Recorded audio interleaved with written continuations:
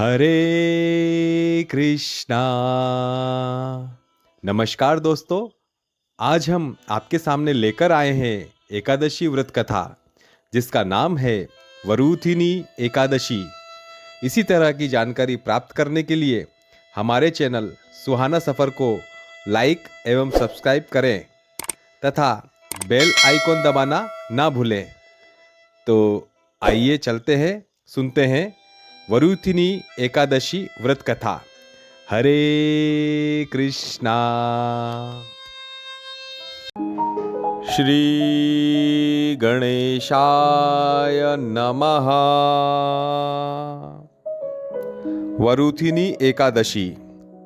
युधिष्ठिर ने पूछा, हे वासुदेव, वैशाख मास के कृष्ण पक्ष में किस नाम की एकादशी होती है? कृपया उसकी महिमा बताइए। भगवान श्री कृष्ण बोले, राजन, वैशाख कृष्ण पक्ष की एकादशी वरूथिनी के नाम से प्रसिद्ध है। यह इस लोक और परलोक में सभी सौभाग्य प्रदान करने वाली है। वरूथिनी के व्रत से सदा सुख की प्राप्ति और पाप की हानि होती है। वरूथिनी के व्रत से ही मांधाता तथा धुंधुमार आदि अन्य अनेक राजा स्वर्गलोक को प्राप्त हुए हैं।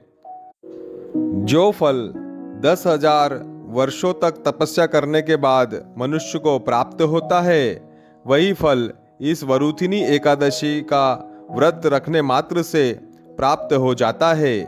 नृपश्रेष्ठ, घोड़े के दान से हाथी का दान श्रेष्ठ है। भूमि दान उससे भी बड़ा दान है।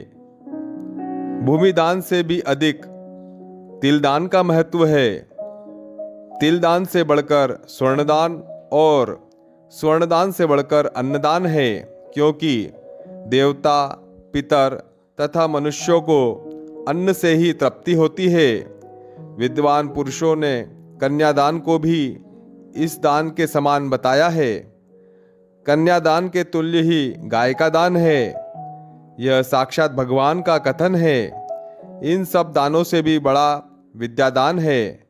मनुष्य वरूथिनी एकादशी का व्रत करके विद्यादान का भी फल प्राप्त कर लेता है।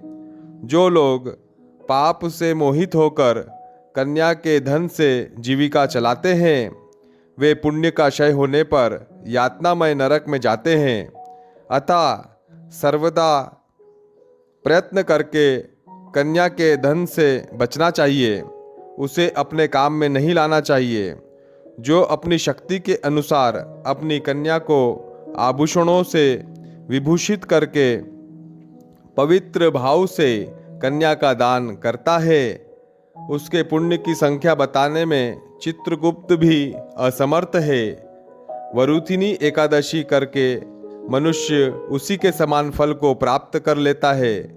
राजन, रात को जागरण करके जो मनुष्य भगवान मधुसूदन का पूजन करते हैं, वे सब पापों से मुक्त हो परम गति को प्राप्त होते हैं। अतः पाप भीरु मनुष्यों को पूर्ण प्रयत्न करके इस एकादशी का व्रत करना चाहिए।